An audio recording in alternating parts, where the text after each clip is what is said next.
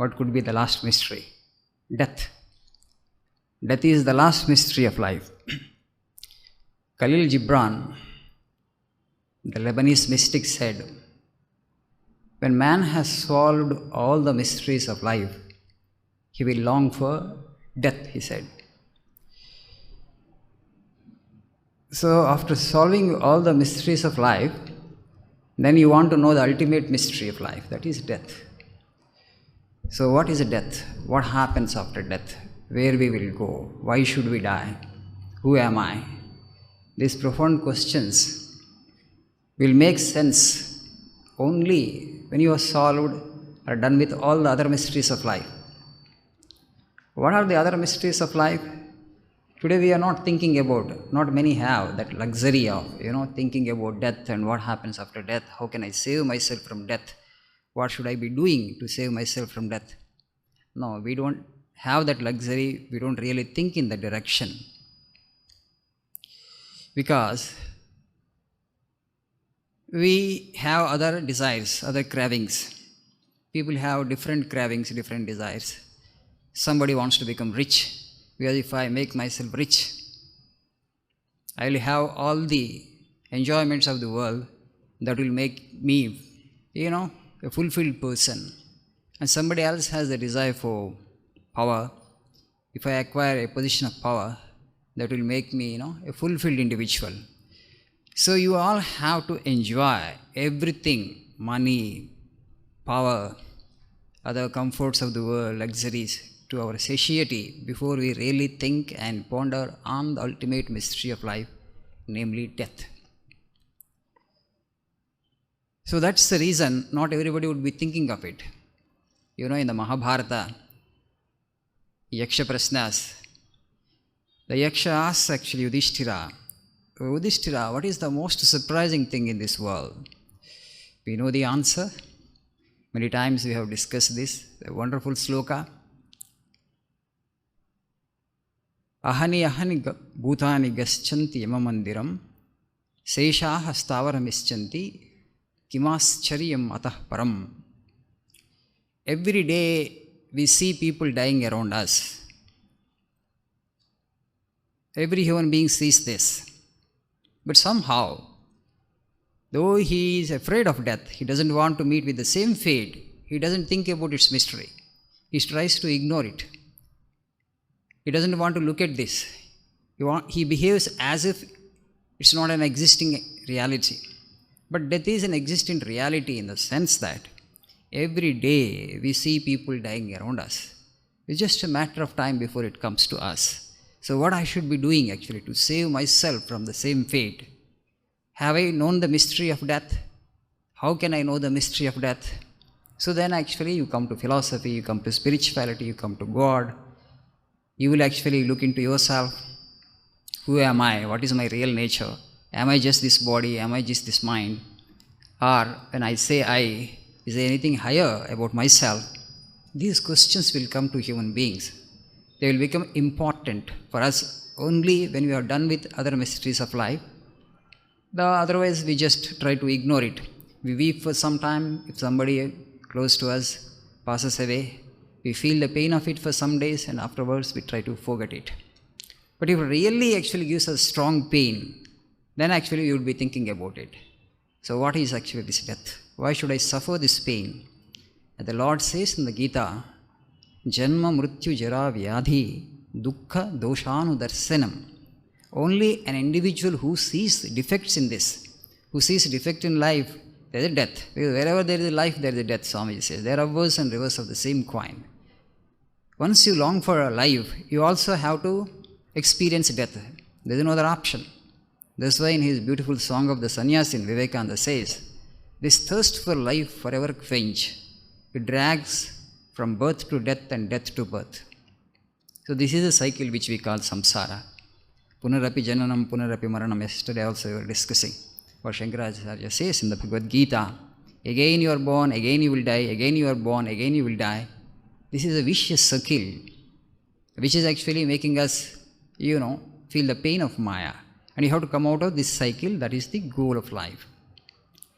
How you do that? So our rishis have pondered on this. We have so much of wisdom here in this culture about death, about that ultimate thing, what happens. People say different things. In Kathopanishad, there's an entire Upanishad which is actually conversation, a dialogue with the death himself. A conversation between Yama and Nachiketas. We know the story, that boy, beautiful, a man of Shraddha, young boy. I am not going into the story part of it, because you all know the story of Kathopanishad. The boy actually was born into a sage family. His father was doing a yajna, but father he didn't have the enough Shraddha. He was doing it in a slipshod way. The boy was observing keenly. Most of the times parents think that the children, they don't observe them. Children are very restless, they are not focused, they don't observe anything, but children are very keen. But every parent should know that the children are keenly watching you and observing you. They have a keen sense of observation. Outwardly they appear restless, but they observe very keenly. So the boy Nachiketa was observing his father, how he was performing the yajna. As part of the yajna, he had to give, dakshinas and other things. Gifts to good people and pious people. But his father was not sincere in that. All useless things he was donating, he was gifting. And then the boy asked his father. So the boy felt the pain of it. My father is doing this yajna with the intention of acquiring some punya, some merit. But he is giving only useless things to people. Then he will incur more demerit than merit. So he thought actually to amend for his father's lapse in the yajna. The boy asked his father, whom you want to give me, O father? I am also your property. You gift me away to somebody else so that you will get some merit.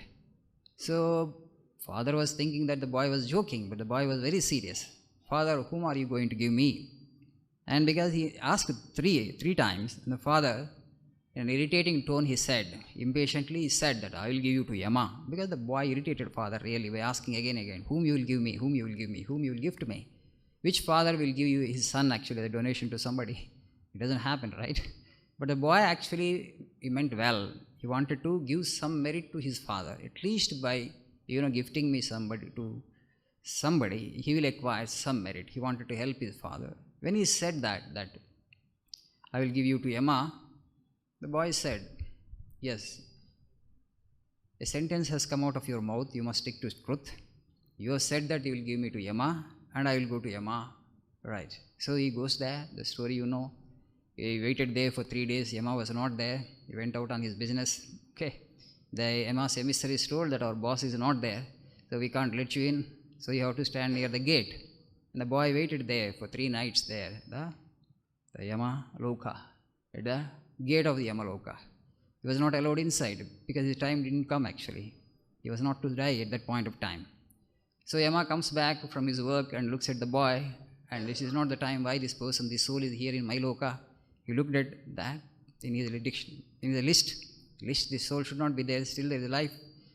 So he has come before time. So Yama says that you are my guest, you have come to my loka all the way. But my people have not actually received you well, so we have committed an offense against you. So, I will try to make amends for that. He offers 3 boons, and the boy asks, let my father's anger be appeased. Let him become free from anger. And then he says, so I want to know about the mystery of that so-and-so yajna. And afterward, the third question that he asked, secret of death. And Yama tries to dissuade him, saying that you are a small boy, a small kid. So this is the toppest of the mystery, greatest of the mystery. So even gods actually have doubts on this. So I will not be speaking about this to you. You will seek whatever you want. You want horses, you want chariots, you want to become a king of the earth. Whatever the best things that are available on earth, you ask for, but don't ask about the mystery of death. So the conversation goes on. The boy insists that I only want to know about that. Everything else actually I can acquire on my own.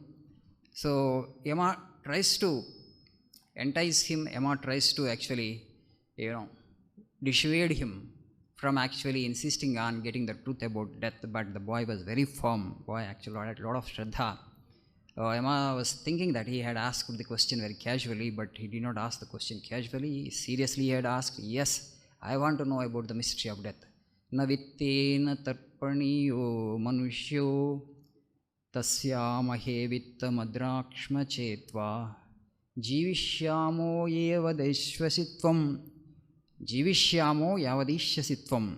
We live on earth only as long as we enjoy your grace. When Yama comes, that's all, it's end, right? So I don't want to have such a fate. I want to know what happens after death and what is death. Yama again and again he would say, you take this, you take that. But the boy said no. And ultimately Yama was happy with the Shraddha that the boy had. And then he goes on narrating about this. Shreyascha preyascha manushya metaha. See, for every individual, Shreya and Preya. Shreya is that actually which is good, which does good to us. Preya is that actually which in the beginning it appears pleasurable, but in course of time it turns very unpleasant and painful. Shreyascha preyascha manushya meta. Tau samparitya vivinakti dhiraha. Dhiraha, the man of discretion, the man who has got right wisdom, he discriminates between the right thing and to be chosen, and also the bad thing, which gives me actually eternal peace and happiness. And then he goes to what? He only chooses Shreya to the exclusion of Preya. So that kind of discretion most people won't have. And the Yama says there beautifully, na samparaya pratibhati balam pramadyantam vitta mohena mudham ayam loko nasti paraiti mani punah punar vashamapadyate me. Na samparaya pratibhati balam. So the people who have a child's intellect, that means their intellect has not become mature.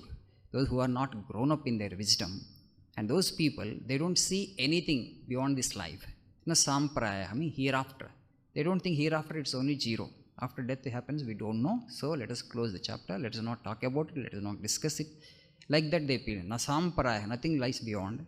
Pramadhyantam, they become careless. Vitta mohena mudam. They get deluded by the things of the world, particularly money. They will concentrate, they will focus on acquiring only wealth and money, thinking that that alone actually is sufficient. We don't have to think anything else about it. That alone actually will bring a human being ultimate happiness, ultimate peace, and ultimate satisfaction. Thinking that they give all their energies, they focus and concentrate on only acquiring that. What? Vitta. Vitta means wealth.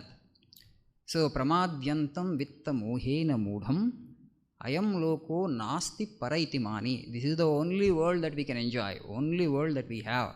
Nothing else exists in this universe. There is no like life after death. There is nothing like other worlds. Only this is the world. So make best of it. Make the hay while the sun shines. Make the best of it and don't think about anything. And there are the people, ignorant people. So then he says that pramadyantam vitta mohena mudam ayam loko nasti paraitimani punah punar vasamapadyate me. They come under my sway again and again. Again and again, actually, I will throw my noose and actually I will catch them. So they will have to come to my Yamaloka again and again. So we all have, right? When we are born, one day we will die. We will have to go to Yama's hands. So, but individuals who really want to transcend this cycle of life and death, so what happens after death really? So the Yama actually beautifully goes on saying this. That is actually the story, that's the subject discussed in Katha Upanishad. There actually the talk comes about the Atman, the real being of our personality. So the nature of the Atman, in fact and truth actually it cannot be really discussed, it cannot really be known, it cannot really be comprehended. It is said in every Upanishad, Avang Manasa Gochara, it's beyond the intellect, it's beyond our thought, beyond our comprehension, because it is so subtle. Ano Raniyan Mahato Mahiyan unto the Katha Upanishad. Katha Upanishad says this, Ano Raniyan Mahato Mahiyan, the smaller than the smallest and the bigger than the biggest. So, Najayate Mreteva Vipaschit, because it is not born, it doesn't die. So, it is eternal, it is immutable. And saying that, the Yama says beautifully, Nayam Atma Pravachanena Labhyo, through speeches actually it cannot be acquired. Na Medhaya na Bahuna Shrutena, not through great intellect, not by much learning. You may read all the scriptures, you may read all the religious books that are available in the world, but still there is no guarantee that you will acquire that immortality, you will attain to that immortality.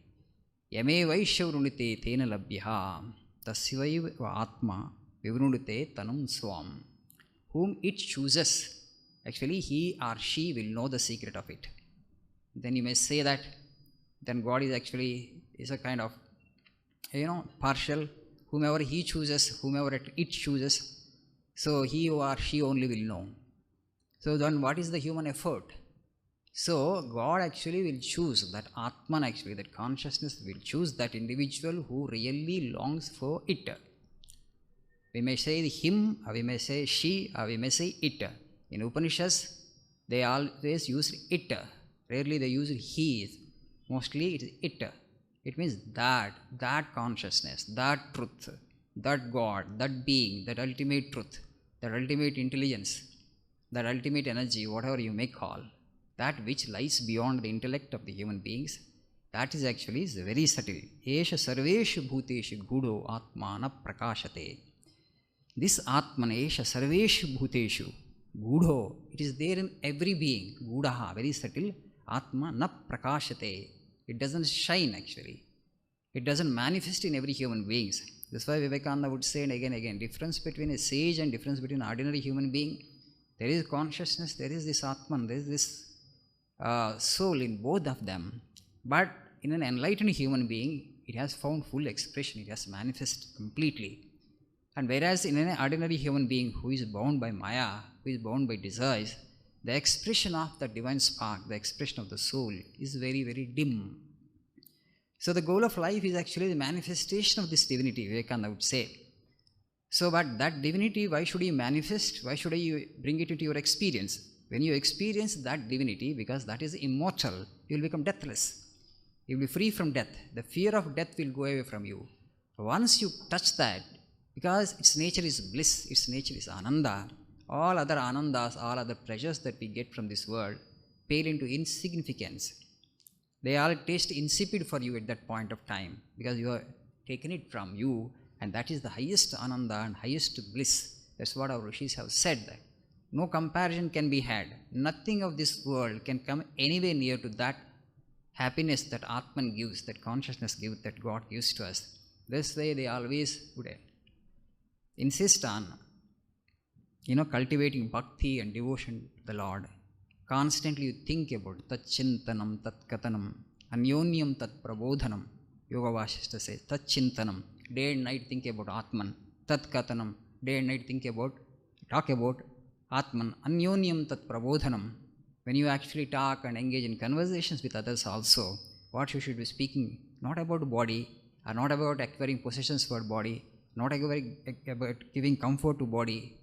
So always you should be discussing the immortal, the immutable, the real, the Atman. So if two devotees, if they actually meet, they should only be talking about God. That's why the satsanga, right? If two seekers, the seekers after truth actually, when they meet each other, they would be only discussing and conversing the truth. Nothing else would interest them. Because they are interested only in the immortal. They are only interested in that eternal. So all other things, ephemeral things, they don't focus much on. So once the basic necessities of life are fulfilled, we are supposed to think on the immortal dimension of our personality, which is Atman. So there is actually, Upanishad says, Uttishtata Jagrata Prapya Varan Nibodhata. So this actually immortal verse comes from Kathopanishad. The Swamiji actually has translated it into English as, arise, awake, and stop not till the goal is reached. This quotation has inspired millions of human beings, and millions which will inspire in future too. So because Rishi, Uttishtata Jagrata Prapya Varan Nibodhata, that is the original sentence of the Rishis. And this modern Rishi, Swami Vivekananda, has given a free translation to it, and he said, arise, awake, and stop not till the goal is reached. Just as the original Sanskrit mantra actually has the power in it, Uttishtata Jagrata Prapya Varan Nibodhata, and Swamiji also being a Rishi, because I realized soul actually had spoken and had done the translation into English, arise, awake, and stop not till the goal is reached. That also has the same potency and power. In fact, Vivekananda actually made English into a kind of mantra. All his quotations are like mantras in English, if you ask me. So you read and think about again and about, arise, awake, and stop not till the goal is reached. So most of the people today, they have the mundane goals, and they set mundane goals, and they try to acquire those goals. But they are trying to take inspiration from this quote. It's okay, whatever may be the goal. But when Swamiji said the goal, when the Upanishad said, Uttishtata Jagrata Prapya Varan Nibodhata, The goal is only self-realization, God realization. All other goals are secondary goals. They are not really important. The primary goal should be only to know the truth about myself, to know my real being, to know how I am connected to God, how I am related to God. To know the mystery of death should be the primary goal and the primary objective of every human being.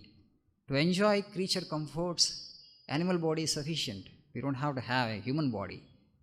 This much of cerebral capacity is not required. This much of intellect is not required. Creature comforts animals also can have.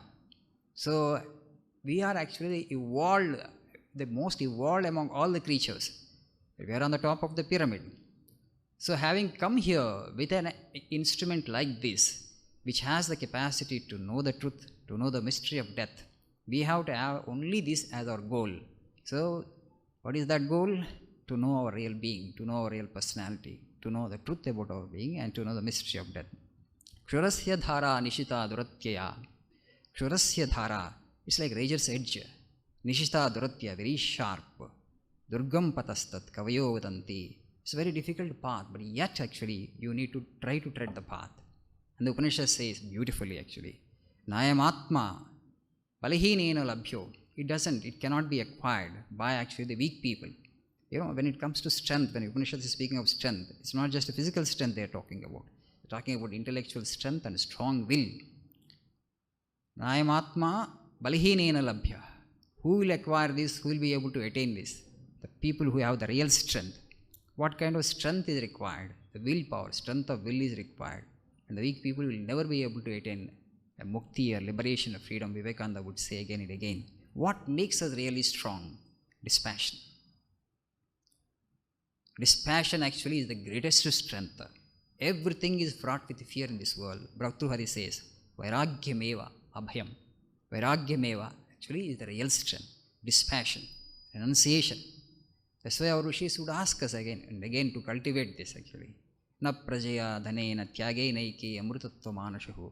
Not through actually wealth, not dhanena, not through actually prajaya, progeny, immortality can be acquired. Tyagainaiki amrutattva manashahu. Through dispassion and renunciation alone, you will attain immortality. So cultivate this, they said. So there are beautiful verses in this Upanishad about the nature of the Atman actually. So, Angushta Purusha, Madhya Atman Tishtati. This is actually Angushta Matraha. This is of the size of a thumb. About Atman they are saying actually. Ishanaha Bhuta Bhavyasya Natato Vijigupsate. Ishanaha Bhuta Bhavyasya. It's a lot of the past and the future that knows everything, because we don't know our past. Before we got this body, where we were, we don't know. After this body goes, where we will go, we don't know. According to karma, we will get some birth. That's actually, according to the theory of reincarnation, we all know it. So, Punarjanma is there, reincarnation. Jatasya dhruvo mrityu dhruvam janma mrutasya cha. Tasmat apariharyate natvam shochitum arhati. The Lord says in the Bhagavad Gita to Arjuna. So, Arjuna, don't grieve. I don't fear. Go and fight the battle. So, for whoever actually is embodied, whoever actually is born actually, death is certain. Jatasya dhruvo mrityu dhruvam janma mrutasya cha. For the individual who is dead actually, again life comes, there is life. So you don't have to grieve over this, it's an inevitable fact of life. The thing is, so Angushta Matraha Purushaha Madhya Atmani Tishtati. It is there in your own body. So Ishanaha Bhuta Bhavyasya Natato Vijigupsate. Whoever actually has experienced it, whoever has known it, Natato Vijigupsate, he or she will go beyond all fear. They will not have anything to fear in this world. So if you really want to make yourself completely fearless, you have to know the Atman. You have to know that truth of your own being. There is no other option, there is no other alternative. Maybe people don't have other fears, but fear of death will persist till you experience your real being, you experience your real personality. Na pranena na apanena martyo jivati kaschana. Itarena tu jivanti. What is that itara? That itara actually is this. Not because of prana we live, not because of apana we live. The real sustainer of life is consciousness. The real sustainer of life is soul. The real sustainer of life is the self, which is actually God. So he is of the Angushta Matraha Purushaha. So this is there actually of the thumb form. It is there like a small flame, I say. So again another place it says, Sa eva adhya Savusvaha, that alone actually today and that alone exists tomorrow, that alone is eternal. So Jyotiriva Adhumakaha says the Upanishad. Jyotiriva Adhumakaha. It's like a, what's called Jyotiriva Adhumakaha means smokeless flame. It's a flame but without smoke. Like that actually bright, it's burning in the core of our being. You know, in Narayana Suktam also we get that.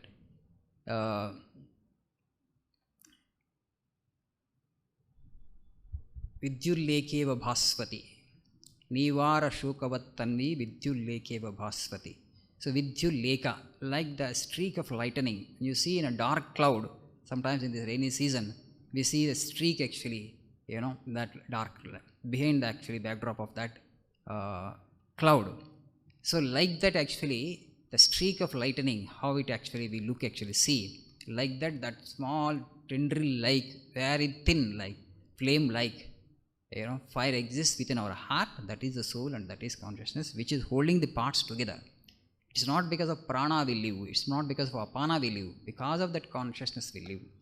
The Bhagavad Gita, the Lord says, Utkramantam stitam vapi bunjhanam va gunanvitam vimudha nanu pashyanti jnanachakshushaha. So today if you enjoy all the sensory pleasures, that is also because of the presence of Atman. Because senses, they don't function on their own. It is the Lord actually which lends His light. He lends His support to the senses. That's why the senses function. So whatever the little pleasures that we are enjoying through this body, through the senses, they are also because of the Atman. Utkramantam stitam vapi. So we exist only because of Atman, and our true being is only Atman. So as long as the Atman exists in the body, we live. When the Atman departs from the body, we call it death. When soul leaves the body, we call that is death. So Utkramantam stitam vapi. Bunjhanam va gunanvitam. When it is enjoying the things through the senses, only people who have jnana chakshu, they understand it. I exist only because of Atman. Atman alone actually is my real personality. That Atman is immortal, that Atman is eternal. Bodies come and go. So I have nothing to do with this bodily existence. My real existence is Atman, my real existence is consciousness. Whichever individual has this kind of memory, which this kind of remembrance all the time, as the Lord gives this ashvasa, actually assurance in the Bhagavad Gita. So, antakalesha mameva smaran muktva kalevaram ya prayati samadbhavam yati nasti atra samshayaha. That's very, very important sloka in the Bhagavad Gita. So again and again actually, when you through using your jnana chakshu, you understand that there is Atman in me, there is consciousness in me. That is actually my real personality, that is the real dimension. Body is insentient, body is jada, and mind is also insentient, mind is also jada. It can't actually do things on its own. So who is supporting body and who is supporting the mind? Who is actually holding the aggregate of parts together? It is consciousness, it is Atman. It is immanent here, itself it is there. Koti prayaso hare upasane asura balakaha.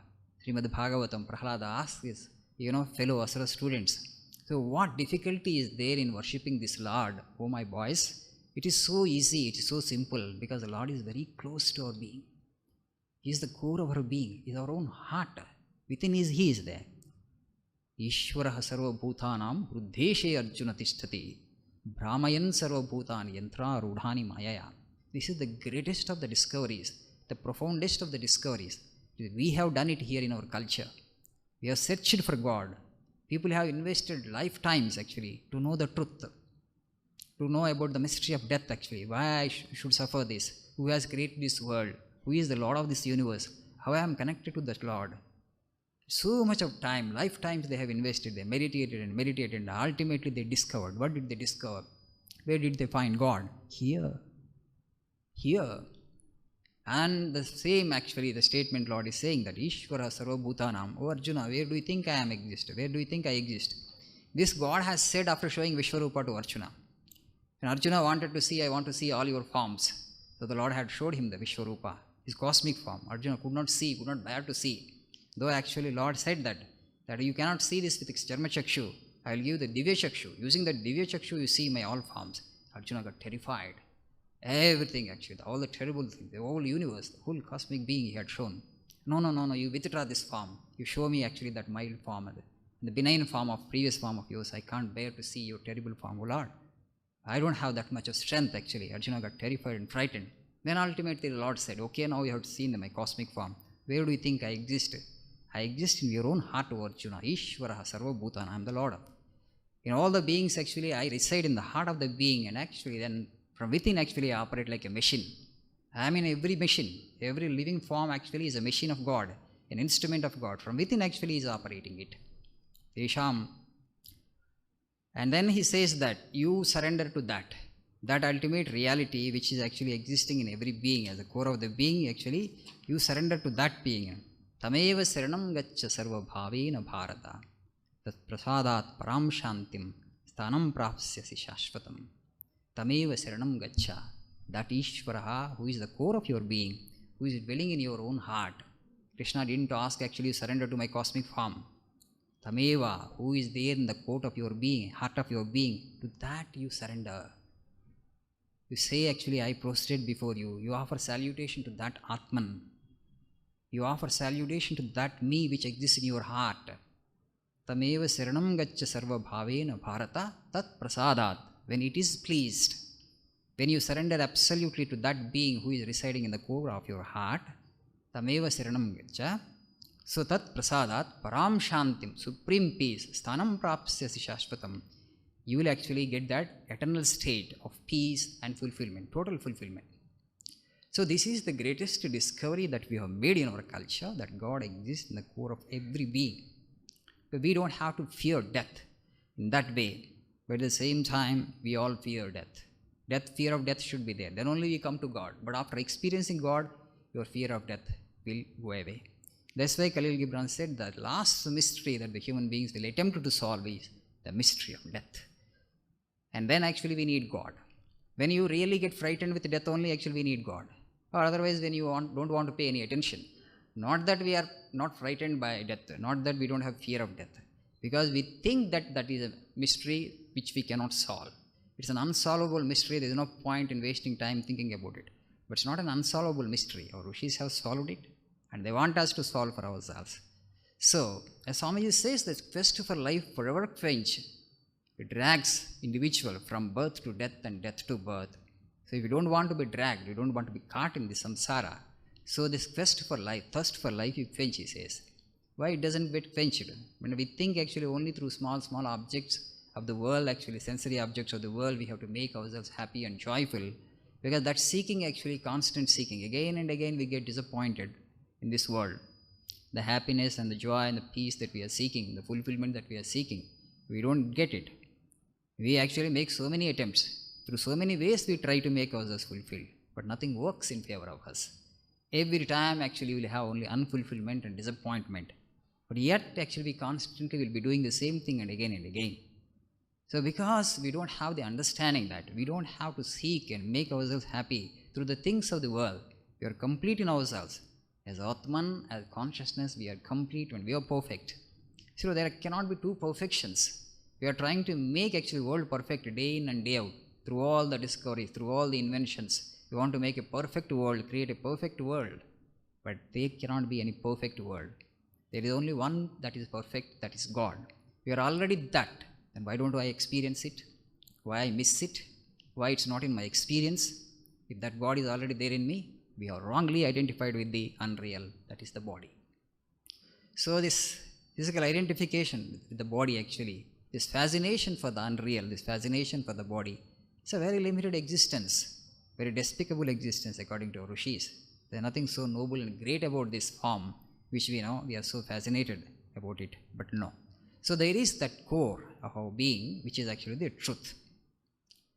So, but somehow this longing for life actually is not easy to quench this thirst for life because of ignorance, because of wrong identification with the body. And so in the Mahabharata, at that point we have discussed many points here. You know, after Mahabharata war was over, so all the Kauravas were dead.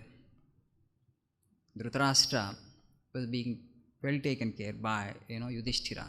Because Yudhishthira understood the pain of the old man. Because the pain of a father, when he had all his children, predeceased him, it would be intense, very terrible. And the pain of Dhritarashtra was really terrible. And Yudhishthira being a kind king and very gentle king, and he understood the pain of his uncle, and then he was taking very good care of Dhritarashtra. Very softly he would speak to him, whatever the comfort that he wanted, everything he would provide to him, all the luxuries, the best things that were available. A retinue of servants he appointed to look after him. And so much so that Dhritarashtra actually forgot the pain of actually the death of all his sons. He was nicely eating his food, old man. One day Vidura comes and looks at him. This man, all his children are dead. He should be weeping continuously. He should be thinking about God. Why I am here, why I still exist. Even that pain did not affect him. Still he has this thirst for life. And he is eating the rice balls being thrown at him disdainfully by Bhima. But Bhima was not forgiving at all. Dhritarashtra, this old man, was responsible for Mahabharata war. This fellow actually caused this war. If he had thought, if he had counseled Duryodhana, we could have saved ourselves from the war. So many people died from both sides, all our relatives. This much of bloodshed we could have stopped, we could have prevented, provided this man, this old man, had done his dharma well. So Bhima was not forgiving, but of course Yudhishthira was all forgiving, because Yudhishthira was looking into his heart and was experiencing his pain. So Vidura says that, oh my God, what is this thirst for life? This man is already old, so old. Still he wants to hold on to this body. It has become decrepit, it has become senile, it has become weak. And above all, actually, the pain of, death of all his sons. Not one survived. He just says, Aho mahiyasi jantu jivitasha heya bhavan bhima pavarjitam pindamadatte gruhapalavat. That rice balls Bhima was throwing at you disdainfully and with contempt. And you are eating those rice balls and you have forgotten all that suffering. And your existence is like the existence of a dog, gruhapalavat. Gruhapala is dog. Like a dog you are living. So those words of actually within Dhritarashtra, that Paurusha in him actually came out. And he leaves the palace. That spiritual sadhana, as we have come here, human beings, you should not postpone.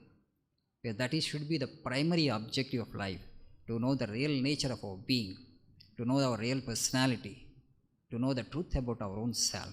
All other things actually you can postpone for tomorrow. You don't take those goals that seriously. But this goal of knowing one's own being, knowing one's own true self actually should be the primary objective of life. So, why actually you just look at animals, how beautifully they prepare themselves for death. People say that a snake, when it understands that my time is up, so it stops eating food. It crawls up onto a tree and then actually just on a branch actually it twists itself around that and then it gives up its body without eating food. In our culture also, we used to see people actually taking Jiva Samadhi after a certain age. So I have done with this body. I have had enough of life. Let me quit this world now. I have had enough of life. Let me quit this world. People would go Jiva Samadhi. But today, if you do that, actually, people think that is suicide. Everything actually. No, not that. See, I have nothing else to do with this body. I have had enough of life and I want to quit because I know actually, if I get mukti, it's okay. I will take God's name if I get mukti. If I don't get rebirth, that's a great thing. Actually, I have achieved the highest thing of life. Even if I don't achieve, actually, I will get another birth. Suppose your car has become old. What you will do? It has become very old. You will make it scrap, right? In India, actually, we sell it to somebody, but in America, they make it a scrap. Okay? They don't sell it because you will not get a buyer also. Nobody purchases old cars there, right? They will make it a scrap. It goes to garage and it becomes a scrap. And then the scrap is used to bring another new car made. So also, when the body has become very old and very senile, very decrepit actually, you can actually, if you really develop the strength and spiritual strength, we can give that up because we'll get a new fresh body. But today, we don't have even that conviction very strong. That's why we fear death. Because it's an iron curtain. We think it is zero. No. You will, for sure you will get birth. Because there is this Atman, that is eternal, that is immutable. You don't have to fear death. Even if we don't get mukti, we get another embodiment for sure. But yes, you think actually still there are energies in it and you want to hold on to this, hold on to it. But what for? Take God's name.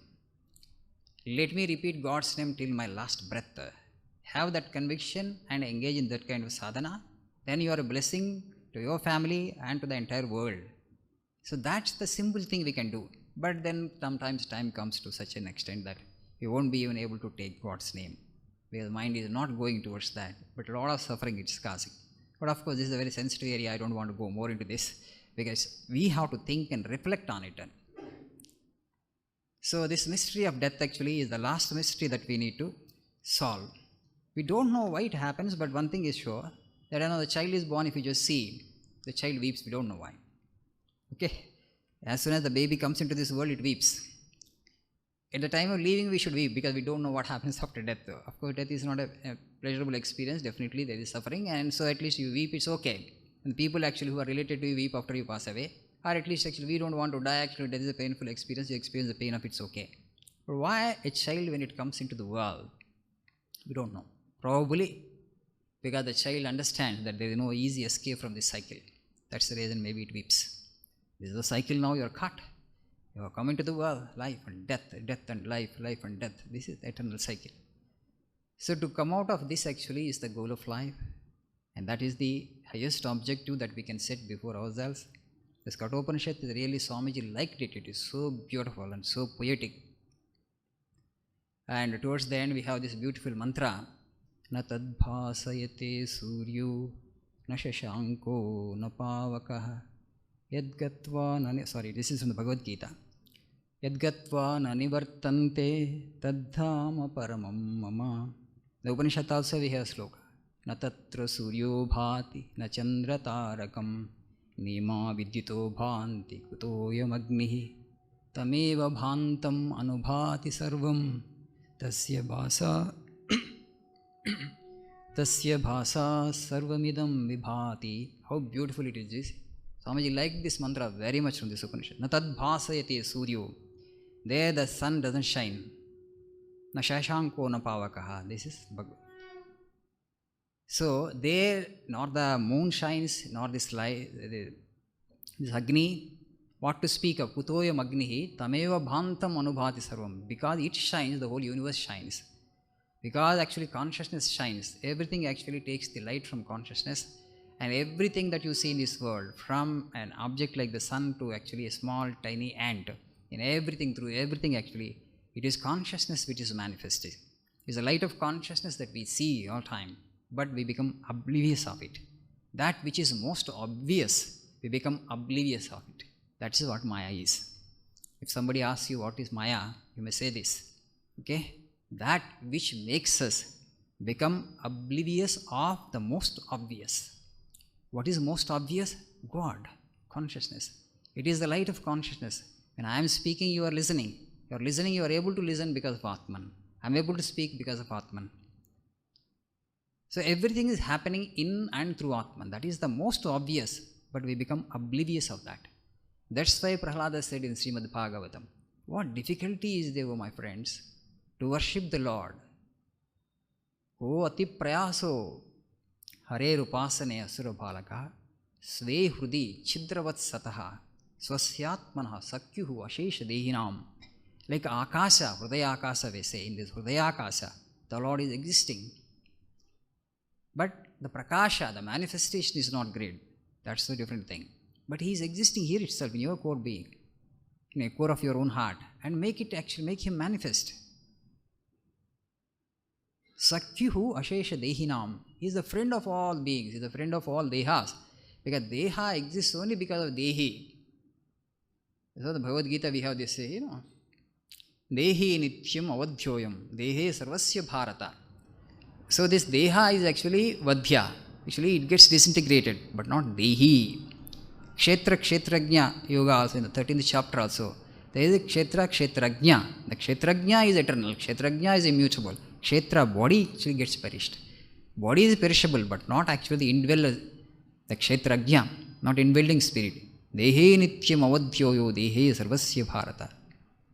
Tasmas Sarvani Bhutani says. So every human being, every being for that matter, this Atman, this eternal, this immutable is there.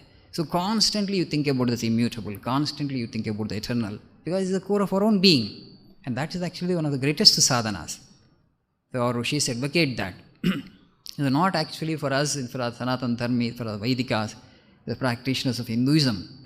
God is not there in heaven, pure, immanent. That's the greatest discovery. For all the discoveries that human beings have made, this actually finding out the truth actually the greatest discovery. So we become oblivious of it all the time because we are so preoccupied with Maya, preoccupied with the things of the world, and we ignore it. The Lord doesn't expect much from us. He is actually Alpa Santoshi, a little remembrance of Him every day.